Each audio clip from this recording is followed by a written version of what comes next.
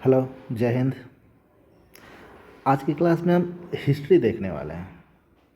मैंने आपको शुरुआती लेक्चर से ही बोल रहा हूँ कि अभी हाल फिलहाल हम वो टॉपिक जनरली लेने की कोशिश कर रहे हैं जो एग्ज़ाम पॉइंट ऑफ व्यू से इम्पोर्टेंट है। ज्योग्राफी के हमने अच्छे खासे टॉपिक देख लिए हैं, 9 वीडियोज आपके पड़े हुए हैं। इकोनॉमी के आपके पास बैंकिंग, इन्फ्लेशन, ये सब जो भी आपके पास है वो हमने जीडीपी ये सब ने देख लिया, ठीक है। अब हिस्ट्री को जो इम्पोर्टेंट, क्योंकि अब आपके पास ज़्यादा समय प्रीलिम्स से बचा हुआ है नहीं, ठीक है। तो कहने का मतलब ये बोल रहे हैं कि हिस्ट्री का जो इम्पोर्टेंट टॉपिक है वो भी देख रहे हैं, ठीक है। प्रीलिम्स हो जाने के बाद फिर मेंस का भी देख लेंगे। आज की क्लास में हम रेगुलेटिंग एक्ट देखने वाले हैं, ठीक है। तो हिस्ट्री में आपके पास act, charter, government of India act, regulating act, charter act, आपके पास इंडियन काउंसिल एक्ट, ये सब आपके पास बहुत आते हैं। हर प्रीलिम्स में आपके पास आएंगे 2 से 3 क्वेश्चन, वन लाइनर भी होंगे आपके पास, कंसेप्ट बेस्ड भी होंगे, स्टेटमेंट वाइज बेस्ड, ठीक है। पिछले 3 मेंस में तो रेगुलर क्वेश्चन आ रहे हैं। इस बार इंडियन काउंसिल एक्ट 1861 उठा था आपके पास। तो हमें सारे एक्ट, सारे चार्टर 1 बाई 1 लेंगे आपके पास, किसमें क्या हुआ था, किसमें, और यही ज़रूरी भी है आपका प्रीलिम्स पॉइंट ऑफ व्यू से। तो क्या है कि यही 1 पॉइंट जो होते हैं ना, जो आपको दिक्कत करेंगे। एक प्रोविज़न में कुछ क्लॉज ऐड कर रहा है, दूसरे में वो हटा ले रहा है। आपको ध्यान रखना पड़ेगा कि किसमें वो एडेड था आपके पास, ठीक है। तो हर एक्ट को हम लोग बारी बारी से देखेंगे आपके पास। स्टार्टिंग आपके पास देखते हैं रेगुलेटिंग एक्ट 1773, अंग्रेज़ों के लिए, ठीक है। मॉडर्न इंडिया में हम लोग आए हुए हैं, मॉडर्न इंडिया हिस्ट्री में, ठीक है। और वीडियो के लास्ट तक आपके पास बने रहिएगा। जितने भी एक्ट आपके पास हैं सारे के सारे अच्छे से क्लियर हो जाएंगे। इसमें रेगुलेटिंग एक्ट देखते हैं, ठीक है। अब रेगुलेटिंग एक्ट 1773 अंग्रेज़ों ने लगाया। किस पे लगाया? ईस्ट इंडिया कंपनी पे, जो इंडिया में उस समय रूल कर रही थी, in the name of British, ठीक है। तो ये रेगुलेट वर्ड तो समझ आ ही रहा था, रेगुलेट करने की ज़रूरत क्यों पड़ी? जो यहाँ पे आपका ईस्ट इंडिया कंपनी आई थी वो ब्रिटिश के बिहाफ पे ही आपके पास यहाँ पे ट्रेड करने आई थी, ठीक है। तो यहाँ पर जब ट्रेड करने आए तो पहले तो वो जस्ट ट्रेडर्स ही थे आपके पास, लेकिन उन्होंने देखा कि यहाँ पे तो हर 2 गांव पे अलग अलग राजा बन जा रहे हैं। कोटा का राजा अलग है, बूंदी का राजा अलग है, दरभंगा का राजा अलग है, आपके पास भागलपुर का राजा अलग है। तो यार सोचे कि हम एक को सपोर्ट करते हैं, दूसरे के अगेंस्ट में आपके पास थोड़ा सा कुछ फेवर मिल जाएंगे, कुछ हमें ट्रेड पास फ्री में मिल जाएंगे। धीरे धीरे आपके पास वो लैंड एक्वायर भी करने लगे, फोर्ट बिल्डिंग, फोर्ट्स बनाने लगे आपके पास, ट्रेडिंग चेक पॉइंट बनाने लगे आपके पास, फोर्टिफिकेशन करने लगे, ठीक है। तो धीरे धीरे वो काफ़ी पूरे इंडिया पे आपके पास, और जब बैटल ऑफ प्लासी आपके पास 1757 में हुआ तो वो तो लगभग एक तरीके से इंडिया में उनके कंट्रोल की शुरुआत हो गई थी। और बैटल ऑफ बक्सर में तो फाइनल हो गया था कि इंडिया में अब वर्चुअल केवल एक ही अब आपके पास मालिक है, ठीक ना, वो ईस्ट इंडिया कंपनी। 1764 में बैटल ऑफ बक्सर, ओके। तो प्रॉब्लम क्या हुआ आपके पास? रेगुलेटिंग एक्ट की ज़रूरत क्यों पड़ी आपके पास? जब 1764 में आपके पास अंग्रेज ईस्ट इंडिया कंपनी, वो इंडिया के लगभग एक तरीके से राजा हो गए, सबसे मेन आपके पास है, कोई अब कंपटीशन में कोई है ही नहीं। तो फिर ज़रूरत क्यों पड़ी आपके पास? देखते हैं, ध्यान दीजिएगा। ईस्ट इंडिया कंपनी डेफिसिट, कारण क्या हुआ आपके पास कि सभी राजा से, हम ही बड़े हैं तो सभी राजा से जो छोटे मोटे हैं, हम तुम पे हमला नहीं करेंगे तो हमको लोन दो, मतलब उनसे ब्राइब्स ले रहे हैं, गिफ्ट्स ले रहे हैं, सब कुछ ले रहे हैं। जो आपका रॉबर्ट क्लाइव तो वो गजब का अमीर हो गया था, जो भी यहाँ पे है वो अमीर अच्छे खासे हो गए थे, ठीक है। ब्रिटिश पार्लियामेंट को भी कोई दिक्कत नहीं है, उनको भी अपना जो टैक्स है उनको भी मिल ही रहा होगा। लेकिन प्रॉब्लम कब हुआ? जब ईस्ट इंडिया कंपनी डेफिसिट में आ गई, मतलब ऑफिसर्स लोग अमीर हो रहे हैं लेकिन कंपनी गरीब हो रही है। मतलब कंपनी के खजाने में पैसा नहीं जा रहा, जितने भी अफसर है वो भ्रष्टाचार, और ये सब जगह है, केवल इंडिया नहीं हर जगह है आपके पास। उसमें भी अंग्रेजों में था, सब में होता है। तो जब कंपनी डेफिसिट में है तो उन्होंने लोन के लिए अप्लाई किया। अब लोन के लिए अप्लाई करेंगे तो कहाँ करेंगे आपके पास? Of course British parliament apply किया, ब्रिटिश का जो बैंक आपके पास है वहाँ पे लोन के लिए अप्लाई किए। अब अंग्रेज सोच रहे हैं आपके पास कि इंडिया का पूरा राजा है, ठीक है, कोई कंपटीटर में है नहीं, तब भी कंपनी लॉस में जा रही है, हमसे लोन मांग रहा है, तो उन्होंने एक इंक्वायरी कमेटी बैठाई अंडर पीएम लॉर्ड नॉर्थ, एक इंक्वायरी कमेटी बैठाई, और उन्होंने एक लॉर्ड नॉर्थ ने एक सेलेक्ट कमेटी बताई, ठीक है, तो जो एक रिपोर्ट सबमिट की, उसी रिपोर्ट को रेगुलेटिंग एक्ट बोलते हैं, जो 1773 में आई थी, ठीक है। इस टाइम में इंडिया में गवर्नर जनरल आपके पास, ऑफ कोर्स ध्यान रखना रेगुलेटिंग एक्ट से पहले की बात कर, रेगुलेटिंग एक्ट 1773 है ना आपके पास, ये आया, उससे पहले आपके पास वैरन हेस्टिंग्स यहाँ पे थे, गवर्नर ऑफ बंगाल, ठीक है। और रेगुलेटिंग एक्ट जब आ जाएगा तो यही governor of Bengal governor general of Bengal बन जाएंगे। अब वो क्या क्या चेंज होगा देखेंगे आपके पास, ठीक है। लेकिन हाल फिलहाल ये गवर्नर ऑफ बंगाल है, वैरन हेस्टिंग्स। इनका टाइमलाइन देख लीजिए, टाइमलाइन मतलब कि जितना शासन किया इन्होंने 1772 से 1785, ओके। तो रेगुलेटिंग एक्ट के समय वैरन हेस्टिंग्स आपके पास इंडिया के गवर्नर थे, ठीक है। तो हुआ कि आपके पास लोन के लिए अप्लाई कर दिया, पीएम लॉर्ड नॉर्थ ने आपके पास कमेटी किया और एक रिपोर्ट सबमिट किया, और रिपोर्ट आपका से रेगुलेटिंग एक्ट हो गया। तो इस रेगुलेटिंग एक्ट 1773 के क्या क्या प्रोविजंस है, यही हमें ज़रूरत है आपके पास, ठीक है। ध्यान दीजिएगा, वन बाय वन देखते हैं।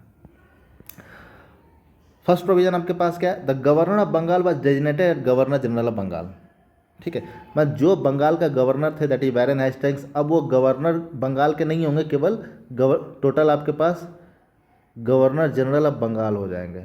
मतलब बाकी भी जो प्रोविंसेस थे आपके पास, मद्रास प्रोविंस, बॉम्बे प्रोविंस, ये सब कुछ इसके सब्सिडी बन जाएंगे, ठीक ना। मतलब कि आपके पास गवर्नर ऑफ बंगाल जो है उनका काफ़ी ज़्यादा दूसरे भी प्रोविंसेज पे एक स्ट्रॉन्ग होल्ड हो जाएगा, ठीक है। Next provision, a council was provided to assist the governor, एक काउंसिल दिया गया, माने कुछ लोगों का समूह आपके पास जो ब्रिटिश पार्लियामेंट भेजेंगे to assist the governor, they were called at governor general council, ठीक है। गवर्नर जनरल काउंसिल बोला गया, तो कितने हैं, एक तो गवर्नर जनरल हो गया और 3 आपके पास काउंसिल हो गए, टोटल 4 आपके पास हो गए, टोटल 4 हो गए। अब बात क्या था आपके पास, इससे पहले वैरन हेस्टिंग्स को सब कुछ तो खुद ही करना पड़ता था, ये गवर्नर है आपके पास, सब कुछ इनको टोटल खुद करना है। इसलिए ब्रिटिश पार्लियामेंट चाहते थे कि ये कुछ गलत ना कर दे, कुछ गलत ना, अब सिंगल आदमी है, गलती तो होगी होगी, इसलिए इन्होंने 3 मेंबर आपके पास काउंसिल असिस्ट कर दिया कि जाइए आप इनको हेल्प कीजिए, इनको हेल्प कीजिए, आपके पास यहाँ के जो भी फंक्शन है उसमें हेल्प कीजिए। तो ये सेकेंड प्रोविजन है, आपको ध्यान देना पड़ेगा, 3 काउंसिल मेंबर आपके पास इसमें असिस्ट करने के लिए गवर्नर जनरल को दिया गया, ठीक है। थर्ड वन, ये बहुत फेमस है और ये बहुत ज़रूरी भी है, आपको ध्यान रखना पड़ेगा, a supreme court was established at Calcutta in 1774, ठीक है। सुप्रीम कोर्ट आपके पास कलकत्ता में आपके पास 1774 में आपके पास इस्टेब्लिश्ड हो गया। एलिजा एम्पे पहले चीफ जस्टिस थे, जो कि वैरन हेस्टिंग्स के बहुत क्लोज फ्रेंड्स हैं, ठीक है। तो एक सुप्रीम कोर्ट आपके पास बन गया 1774 में, ध्यान रखिएगा इन चीज़ों को। नेक्स्ट प्रोविजन क्या है आपके पास, governor should function on the basis of consensus, government should function on the basis of consensus. जो 3 काउंसिल मेंबर आपके पास भेजे गए थे उनको आपके पास गवर्नमेंट बोला जा रहा है, सरकार, ठीक है, on the behalf of British parliament. तो government should function on the basis of consensus, consensus मतलब मेजोरिटी, वो 3 लोग आपस, 3 लोग इसीलिए तो दिए गए, 3 लोग आपस में बात करेंगे, जो मेजोरिटी आएगा उसको डिसीजन लिया जाएगा, ठीक है। तो गवर्नमेंट आपस में कंसेंसस कर रहे हैं, मेजोरिटी कर रहे हैं आपके पास, और जो गवर्नर आपके पास है वो लेफ्ट अलोन है, मतलब उनसे उतनी राय मशविरा नहीं ली जा रही, जो आपका डिसीजन हो रहा है फिर वो गवर्नर से आपका मशविरा लिया जा रहा है, ठीक है। लेकिन आपके पास governor that is Warren Hastings, ये बहुत पावरफुल है क्योंकि उनको वीटो दे दिया गया है, वो जो भी आपके पास कंसेंसस देंगे, जो भी वो डिसीजन देंगे, ये वैरन हेस्टिंग्स उनको ओवर पावर कर सकता है, उनकी बात को खारिज कर सकता है, जो उनको सही लगे वही करेंगे। तो कहने का मतलब ये है कि कंसेंसस तो आ गया था आपके पास, काउंसिल तो आ गया था जो मेजोरिटी में आपके पास डिसीजन लेते थे, लेकिन अभी भी आपके पास, जैसे पहले आपके पास एक तरीके से गवर्नर इंडिपेंडेंटली वर्क कर रहे थे, अभी भी एक तरीके से इंडिपेंडेंटली ही वर्क करेंगे अगर वो वीटो यूज करते हैं तो, ठीक है। तो ये जो आपके पास थे वैरन हेस्टिंग्स, यहाँ दिख भी रहा है आपके पास, वैरन हेस्टिंग्स की फ़ोटो है, ठीक है, ये वीटो काफ़ी यूज करते थे। रोहिल्ला वार, उसमें भी आपके पास वीटो यूज किए थे, ठीक है,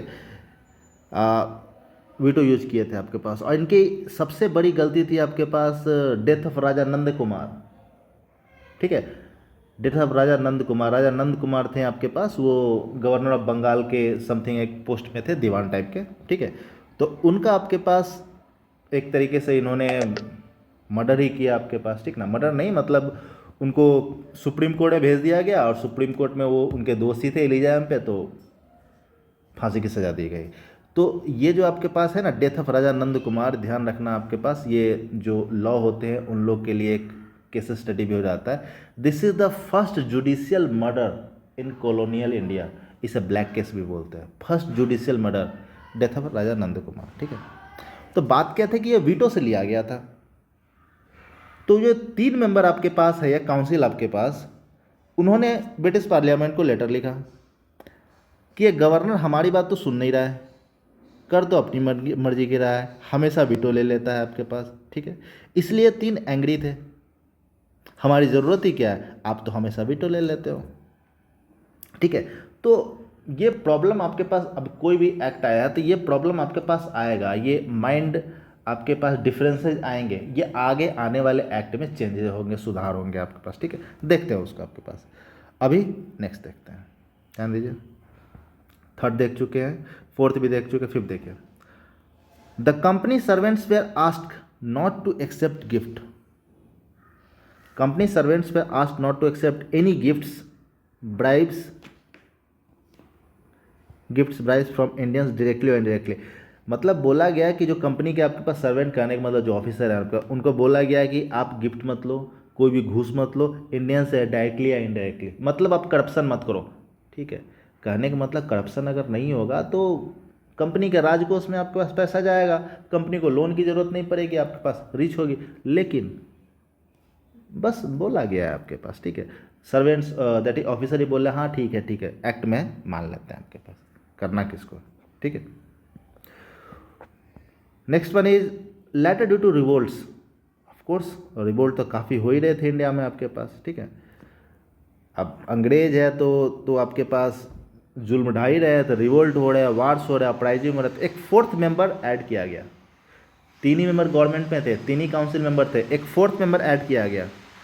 4th member added to the council and he was the commander who would assist governor during wars। ये कमांडर है 4th मेंबर, और ये गवर्नर को आपके पास असिस्ट करेंगे वार्स में, ठीक है।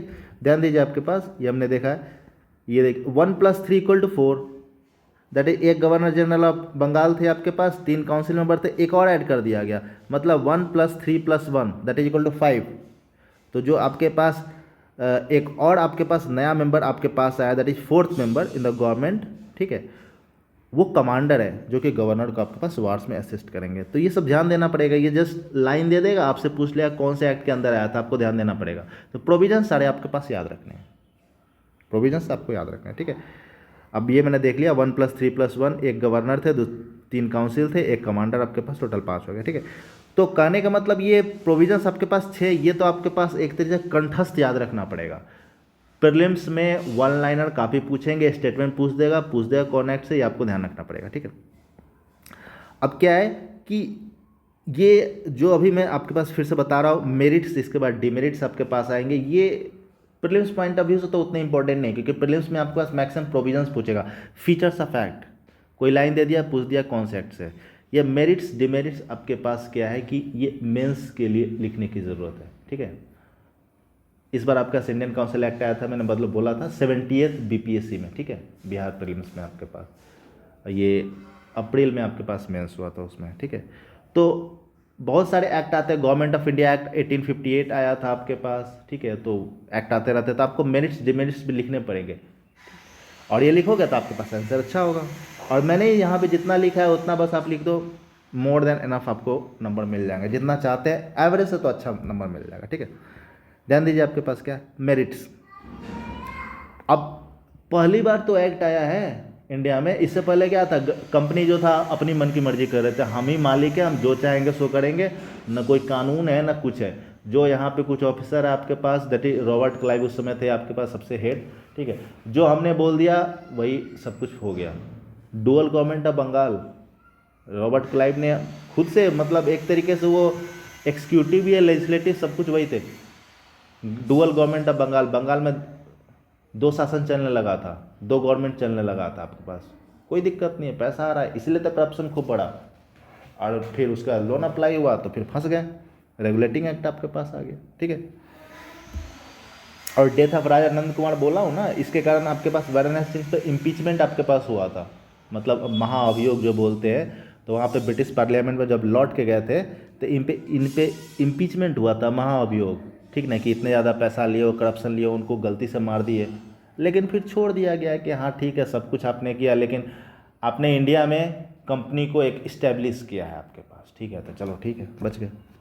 मेरिट्स देखते हैं। Decision on consensus proved effective, ठीक है। अब कहने का मतलब क्या है कि है तो एक तरीके से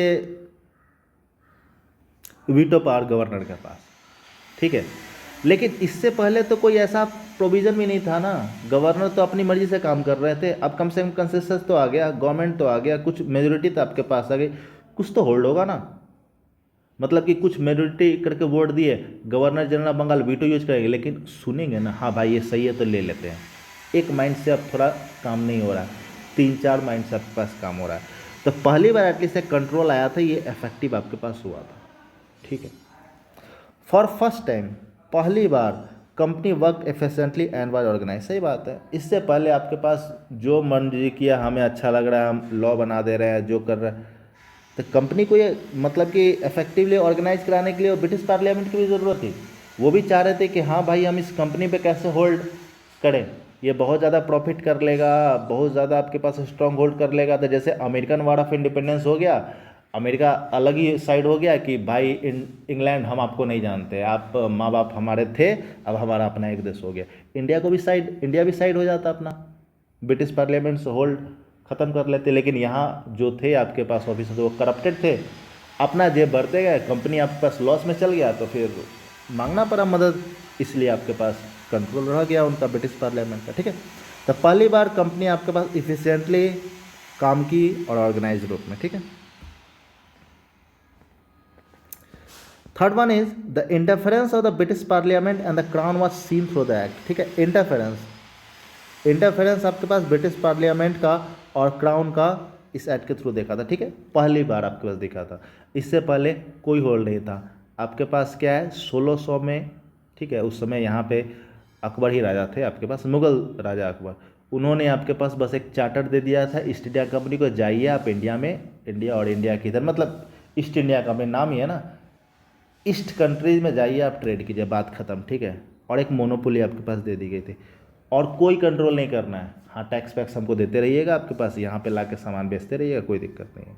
पहली बार ब्रिटिश पार्लियामेंट से या ब्रिटिश राजा से आपके पास इंटरफेरेंस किया गया था ईस्ट इंडिया कंपनी में, ठीक है। Fourth one, a subject matter for the parliament, ठीक है, to check East India company, मतलब पार्लियामेंट में अब ये मुद्दा उठने लगा, पार्लियामेंट में अब ये एक मुद्दा बना ईस्ट इंडिया कंपनी का कि हाँ यार अब इसको चेक करना है।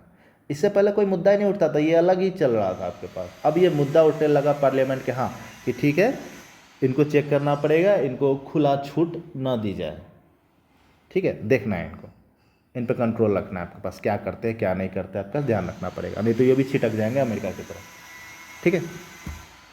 तो इतने मेरिट सब 4 लिख दोगे ना, मोर देन एनफ आपके पास हो जाएगा, इससे ज़्यादा आपको दिक्कत नहीं देगा, ठीक है। देख लेते हैं एक और आपके पास मेरिट है जो आप देख ही रहो, सुप्रीम कोर्ट।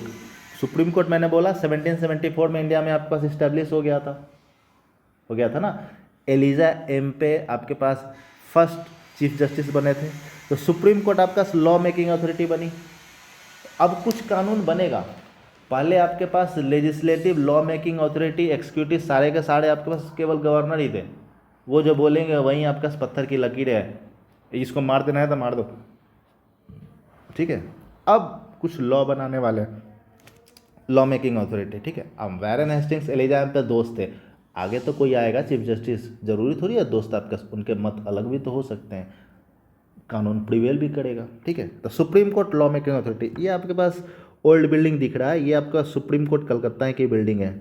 अब हाल फिलहाल ये हमारे पास जो हो गई है वो कलकत्ता की हाई कोर्ट बन गई है, मतलब ये बिल्डिंग आपके पास तो रेनोवेट हो गया, आपके पास कलर बदल गया, आपके पास ये कलकत्ता का हाई कोर्ट बन गया, लेकिन ये आपके पास सुप्रीम कोर्ट हुआ करता था। ठीक है, अब ये आपके पास यहाँ पे खाली खाली ज़मीन दिख रही है, बहुत ज़्यादा क्राउडेड आपके पास हो गया है। सही में अगर वहाँ पे विजिट कीजिएगा तो काफ़ी ज़्यादा क्राउडेड हो गया। ठीक है, तो ये सब आपका मेरिट्स में आएंगे, आपको ध्यान रखना पड़ेगा। लेकिन आप मेरिट्स लिखते थे, साथ में कुछ डिमेरिट्स भी लिखेंगे, आपका मेंस का आंसर काफ़ी अच्छा जाएगा। ठीक है, डिमेरिट्स में आपके पास वहीं एक तरीके से जनरल तरीके से आपके पास जो है देखना है। ठीक है, act was only on paper as corruption continued, सही बात है। जो आपके पास एक्ट आया था ऑफकोर्स वो प्रूफ है, इफेक्टिव आपके पास है, लेकिन जनरली वो एक्ट जो आपके पास वो पेपर पे ही थे। धीरे धीरे उसमें कुछ अमेंडमेंट हुए, तभी तो इसका अमेंडमेंट भी आपके पास है। ठीक है, करप्शन कंटिन्यूड, करप्शन ख़त्म करना इतना आसान नहीं होता है, क्योंकि वो लोगों के जहन में बस चुका होता है। जब आसानी से पैसे आ रहे हैं, हम छोड़े कैसे, और ऊपर से नीचे तक कंप्लीट करप्टेड है आपके पास। आप अगर करप्शन नहीं करोगे तो फिर जान पे खतरा आ जाएगा। ठीक है, तो act was only on paper as corruption continue. ठीक है, ये आपको लिख देना, डिमेरिट से हो जाएगा। ठीक है, अब Britishers still were asking gifts bribes from Indian raja, Indian traders, जो अंग्रेज थे अभी भी आपके पास हमें गिफ्ट दीजिए, हमें ब्राइब्स दीजिए, हम आपको ये देंगे, हम आपको वो प्रिविलेज देंगे, हम आपको फ्री का दस्तक दे देंगे। अब तो अंग्रेजी राजा है ना आपके पास। तो ब्रिटिशर्स जो थे, मतलब ऑफिसर जो आपके पास थे, अभी भी वो ब्राइबरी कर रहे हैं, अभी भी वो करप्शन कर रहे हैं। एक्ट आ गया, कोई फ़र्क नहीं पड़ता। ठीक है, कोई पावर नहीं था, नो पावर, कोई अथॉरिटी नहीं थी कि गवर्नर जनरल ऑफ बंगाल को चेक किया जाए।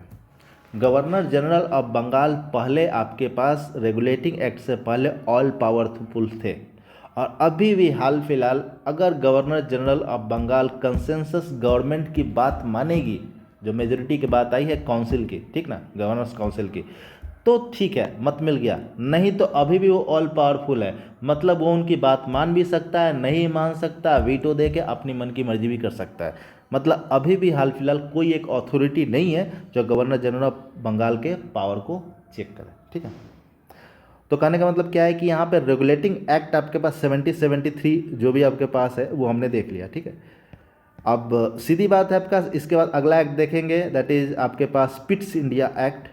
ठीक है, 1784, वो देखेंगे आपके पास नेक्स्ट क्लास में। ठीक है, तो ध्यान बस यही देना है आपके पास कि बस प्रोविज़न आप याद रख लो, और मेरिट्स डिमेरिट्स वो आपके पास मेंस के लिए होगा। लेकिन अभी यहाँ पे जितने ही प्रोविजंस हैं आपके पास 5-6, जितने भी एक्ट, जो भी एक्ट में लिखाऊंगा उसको एक तरीके से रट्टा मार जाना, क्योंकि जस्ट वो लाइन दे देगा, पूछ देगा कि, और सारे एक्ट आपको बहुत पास पास दिखते हैं, ठीक ना, तो गलती ही टिक मारा जाता है, लग जाता है, और वो ऑप्शन भी पास पास देगा। इसलिए आपके पास प्रोविजंस अच्छे से याद कर लो। मेरिट्स डिमेरिट्स मेंस के लिए कोई दिक्कत नहीं आपके पास। ठीक है, ओके, तो इसमें वीडियो में कोई भी आपके पास अगर दिक्कत हुई होगी तो कमेंट में आप हमें बताइएगा। कोई और वीडियोज़ आपको किसी टॉपिक पर बनवाना हो तो मुझे कमेंट में बता दीजिएगा, हम उस पर भी देख लेंगे। ठीक है, और कोई भी डाउट हो तो मुझे बताइएगा। ठीक, और हाँ, आप सब्सक्राइब कर दीजिएगा, और जो भी आपके दोस्त हैं जिनको ज़रूरत है उनके भी शेयर कर दीजिएगा, वो भी सब्सक्राइब कर देंगे। ऑलराइट, चलिए, थैंक यू, बाय।